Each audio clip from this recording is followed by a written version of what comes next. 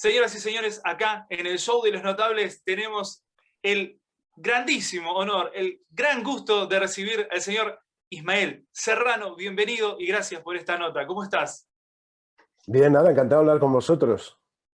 Bueno, te vemos muy bien, te vemos muy bien. Y nosotros cuando hacemos este tipo de charlas, sobre todo lo hacemos en la radio, pero está bueno incursionar así a través del Zoom y para nuestro formato de televisión también.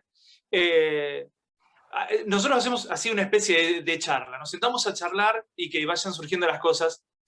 Y lo primero que se me viene a la cabeza es una persona que está tan comprometida como vos en este tiempo de pandemia y donde uno termina reconociendo la labor de los médicos y del personal de salud y entendemos que a veces el arte, como que uno lo ve y el que tiene alguna expresión cultural, porque uno lo vive en carne propia, como que se ve medio como, ¿qué haces? Sí, hago esto, hago lo otro, que tiene que ver con la cultura.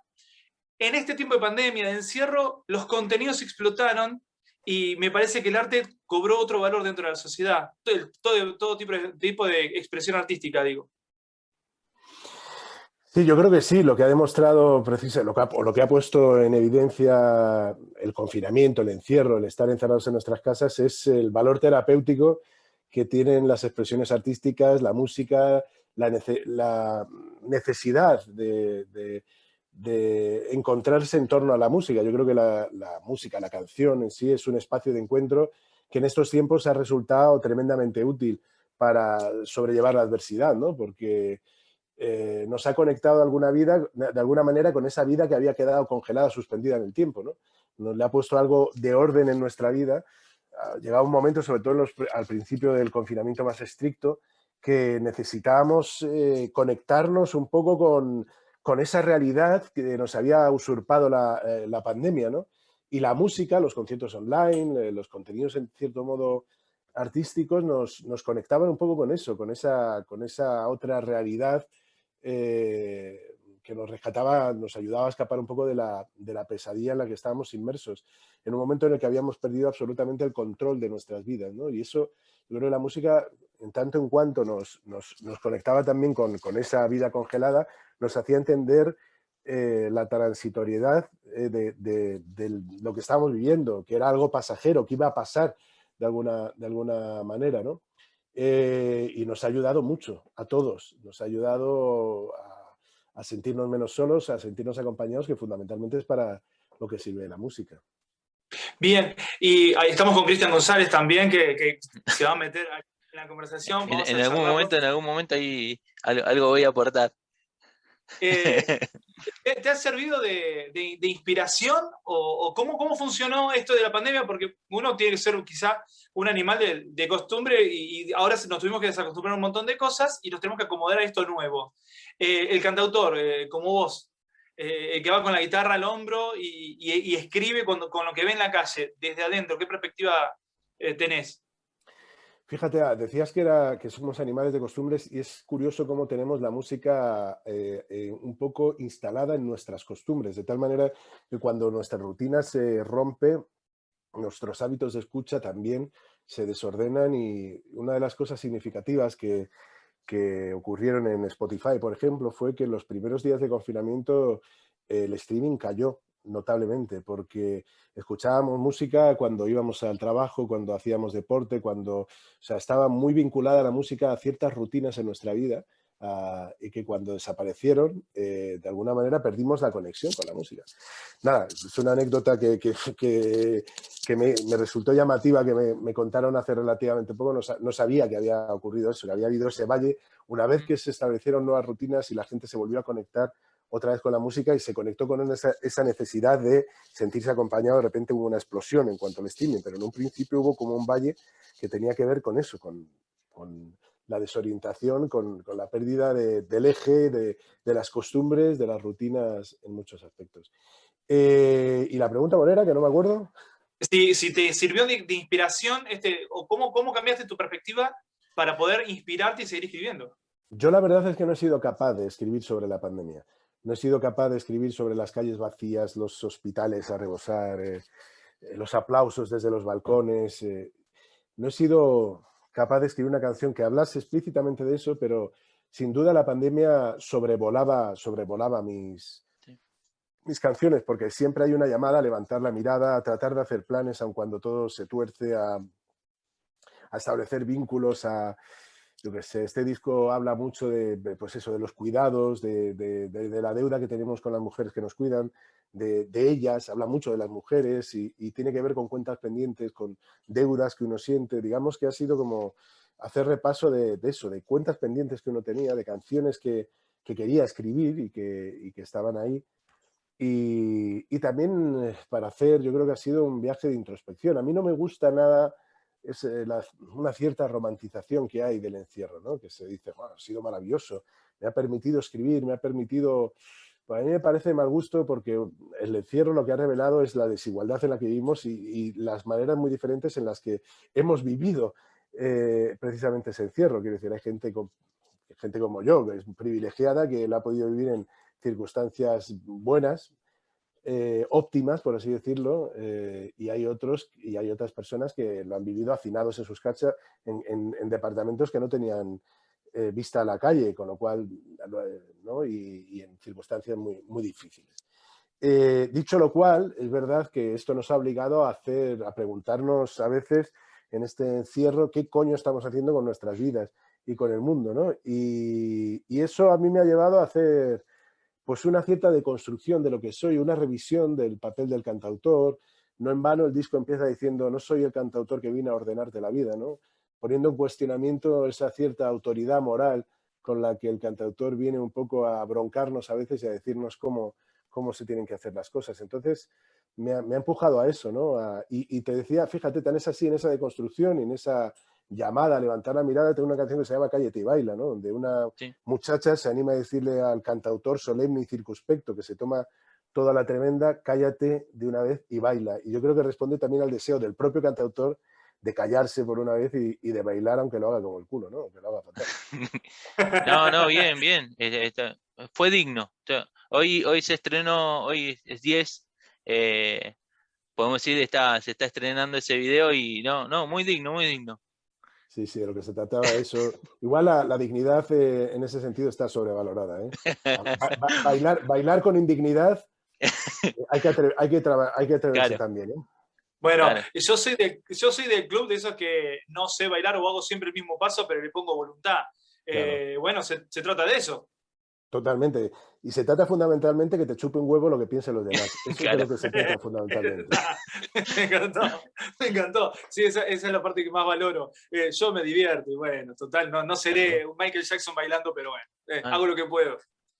No, que Ahí está. de eso se trata siempre, de ponerle pasión a que lo hace. Y yo, cuando veo que hay gente que es capaz de superar el ridículo en muchos aspectos, lo envidio porque yo no siempre soy capaz, rara vez soy capaz y yo lo envidio. Pero hay que ser eso, hay que animarse, hay que perder ese sentido del ridículo y que fundamentalmente te da igual lo que la gente vaya a pensar, ¿no? Es un ejercicio que, bueno, con el paso del tiempo yo creo que uno va ganando. A mí, por ejemplo, uno va ganando en eso, ¿no? En esa capacidad para superar ese sentido de ridículo. A mí, por ejemplo, me ha ayudado mucho la paternidad porque me ha dejado, porque uno se deja de poner en el centro y porque uno es capaz de hacer lo que sea por sus hijos, ¿no? Hasta bailar si se lo piden, independientemente o sea, caminar sobre brasas o bailar lo que te pidan tus hijos, ¿no? No digo que sea el único camino para llegar hasta ahí, a ese lugar de quitarse del centro y relativizar según qué problemas y qué cuestiones, pero mi camino ha sido ese, el de la paternidad, ¿no? Cuando nació mi hija entendí que me tomaba demasiado en serio a mí mismo y que me tomaba en serio muchas cosas que no lo merecían, ¿no? Está, está. Bueno, ahí con respecto a eso, la pandemia, ya lo has mencionado, te dio la posibilidad de descubrir que otras cualidades o hacer otras cosas, como decías que te despertó lo de ser payaso. No tenías esa faceta, descubrirte en esa faceta. Sí, Ya tal cual. se puede venir así digamos, un espectáculo musical, así con esas dos cosas. Lo Sí, próximo, sí. A mí me gustaría en el futuro, sobre todo cuando hacemos cosas infantiles, cuando hago cosas con Jimena, con mi mujer, hacemos cosas infantiles, a mí hacer el papel de payaso es que además creo que lo gordo. Me sale fenomenal a su lado Y la verdad es que me lo paso muy bien. Sí, este fin de semana tenemos aquí en España una presentación. Nosotros en esta pandemia también hicimos una editorial, edité un libro infantil en mitad de todo el caos que se llama Una Hada Diferente y no tuvimos la oportunidad de presentarlo. Ahora que estamos ya asistiendo al deshielo en el que recuperamos parte de la vida congelada, pues se están organizando algunas presentaciones con niños en vivo. Este fin de semana tenemos una con aforos muy reducidos y siguiendo protocolos en cuanto a la distancia y demás, pero vamos a hacer una presentación y yo voy a meterme como solo merece, o sea, como tiene que ser, en ese papel de payaso absoluto que haré para los niños y niñas que vengan a vernos. Igualmente, me quiero agarrar de lo que dijiste, que a veces el que canta o el que compone no viene a ordenar la vida de los demás. Pero qué necesario es que los chicos, desde tan chiquitos, cuando reciben música, cuando reciben letras, sean letras que realmente lleguen y cultiven una mente. Que no sea quizá a veces el pianito tingui, tingui, tingui, una serie de repeticiones, ¿no? Sino que también sea quizá una enseñanza, una forma de ver la vida, con un mensaje lindo y acorde para la edad. Y no solamente eso, sino se trata de eso y de no subestimarlos, de generar un vínculo bonito a veces entre el adulto. Yo creo que es saludable, un buen vínculo, un vínculo de iguales de territorios comunes en un territorio común entre el adulto y el niño, ¿no? Se trata de eso, ¿no? No entender que asistir a un espectáculo infantil es un ejercicio de renuncia para uno o para otro.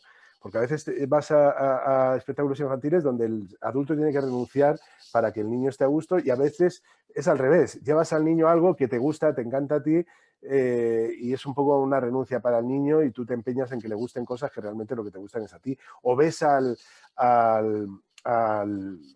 que dirige el espectáculo, al que está sobre el escenario, haciendo chistes para adultos todo el rato para que no se entere el niño. Y yo creo que ese juego a mí no me gusta.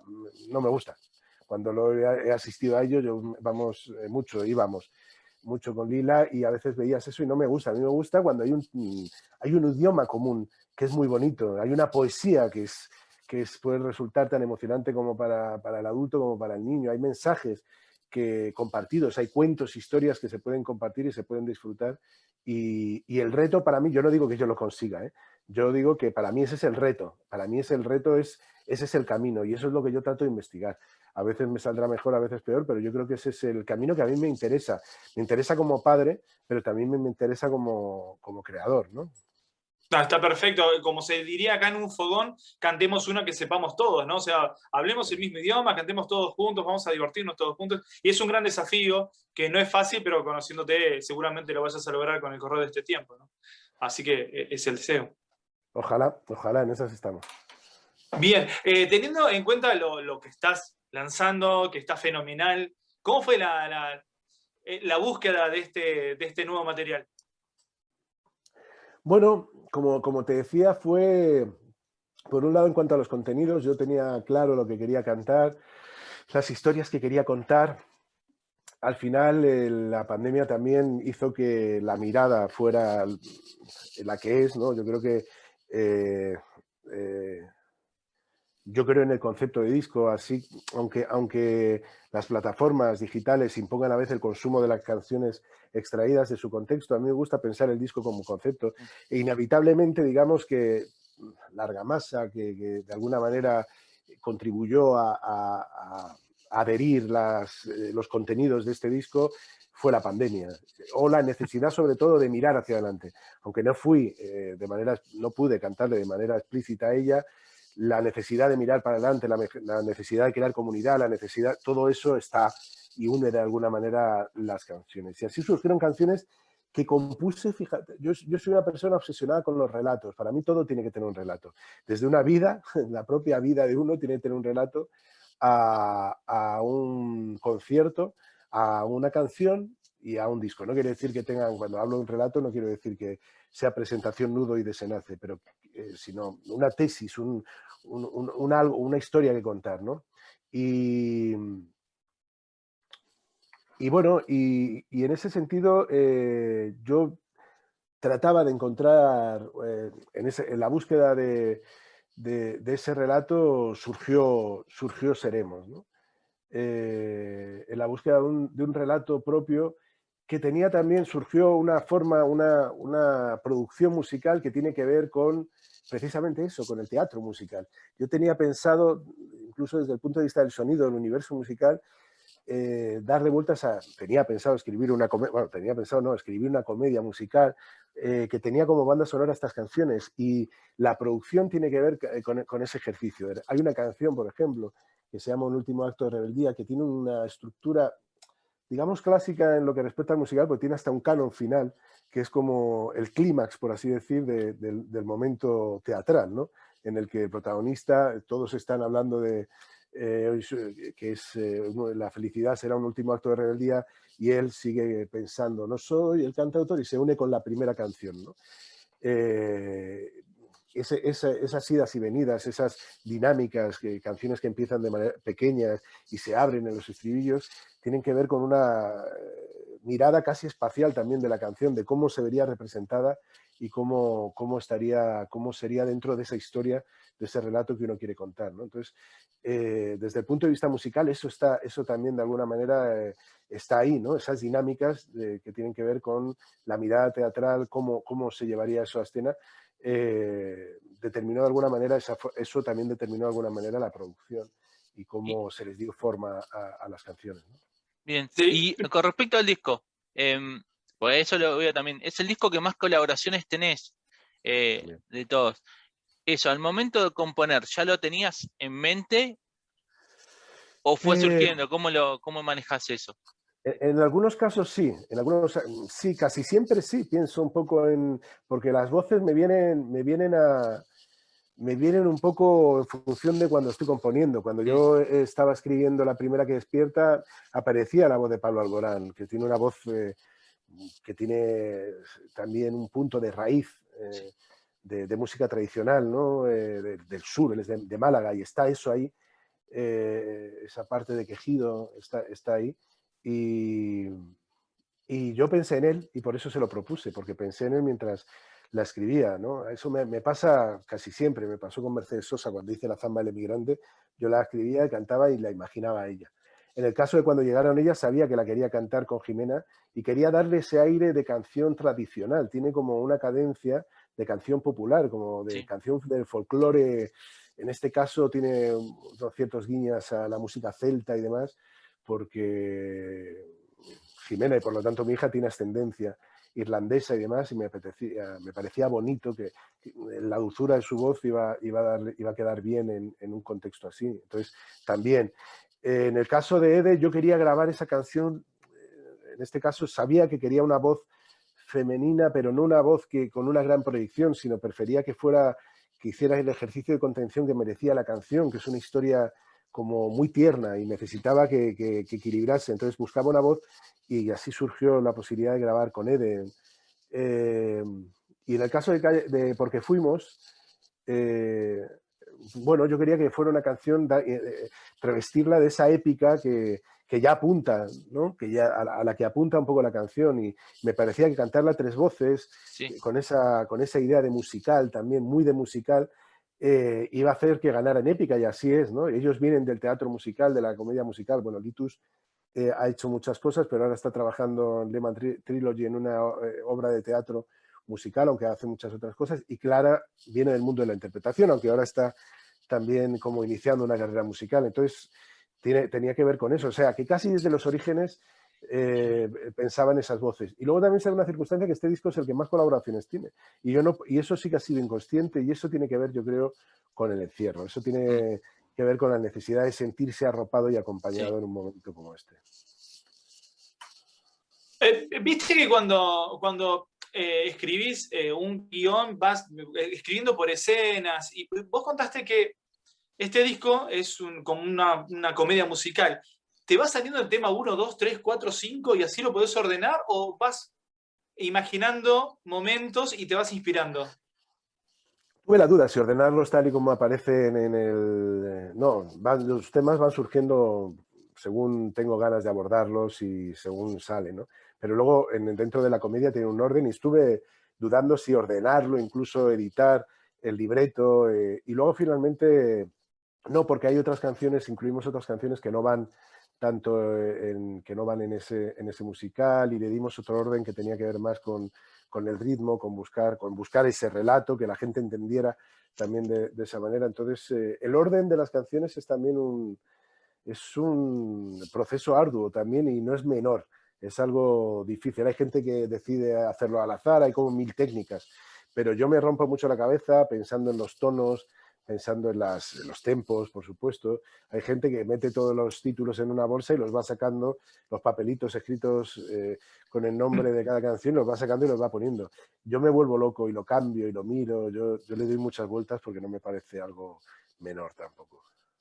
¿Cuál es el disco que escucharías? Es lo que al final es lo que querés lograr, ¿no? ¿Cómo te gustaría que quede? No, y me sobre parece todo, anímicamente, ¿cuál es el viaje que quieres hacer? ¿Dónde quieres terminar? ¿Qué quieres hacer? Por ejemplo, este disco, el final natural sería Adiós, la canción de Adiós, que además tiene un punto alegre y tal, pero yo no quería terminar ahí, quería terminar con un mensaje que fuese soltar. Me parecía que era más, no sé, en mi estado anímico me pedía el viaje que yo había emprendido cuando empieza el disco con Porque Fuimos, con No Soy, perdón. Quería que terminara precisamente con Soltar, que era el mensaje que me parecía me parece más urgente, ¿no? O me parecía que era un buen sabor final, dejar ese sabor de boca final de hoy nadie se va a morir de amor, soltemos. Marcharse también es un acto de amor, marcharse no es solamente un acto de cobardía, a veces es un acto de valentía, ni qué decir tiene dejar marchar, ¿no? Bueno, ya lo tenemos que ir liberando, pues, así como nos dio el espacio a nosotros. La verdad que estamos re contentos de esa sencillez de poder, a los medios que no tenemos tanta forma de llegar a artistas así como vos. Esta convocatoria fue así como una luz ahora en lo que fue la pandemia. Bueno, y sabemos que hay otros medios, así que ya te vamos liberando ahí, Alberto. No sé si quieres cerrar con algo. Agradecerte, Ismael, de verdad, ha sido un honor. En un momento pensé que te estaba haciendo la nota a otro porque no lo podía creer, te lo quería decir. Así que muchísimas gracias, te esperamos por Argentina cuando se pueda y que sean los éxitos, lo mejor, ¿sí? Nada, muchísimas gracias a vosotros por estar ahí, por la atención, por compartir este rato conmigo. Y sí, lo más urgente, es verdad que este tiempo, lo digital nos ha rescatado y nos ha salvado de acabar locos, si es que no lo estamos ya, pero es verdad que por otro lado no deja de ser un sucedáneo. Basta ya lo digital, hay que verse analógicamente, carnalmente, y en esas estamos, tratando de hacer planes. Yo espero... Ojalá para el año que viene, bueno, ojalá no, sin duda alguna para el año que viene, como muy tarde, estaremos de nuevo visitando. Además, gran parte de mis afectos están ahí, es que gran parte de mi familia, de mis mejores amigos, y llevo más de un año sin verlos y estoy que me subo por las paredes, así que ojalá muy pronto nos veamos por allí. Y bueno, sabés que Mar del Plata es tu casa también. Sí, siempre me han tratado muy bien, siempre en Mar del Plata, sí. Y cuando quieras hay asado pendiente para Ismael Serrano, hay asadores en el equipo, así que solamente tenés que tomar.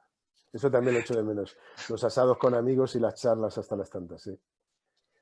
Abrazo grande, Ismael, muchas gracias. Muchísimas Un abrazo, gracias. cuidad mucho. No, por favor, a vosotros. Adiós.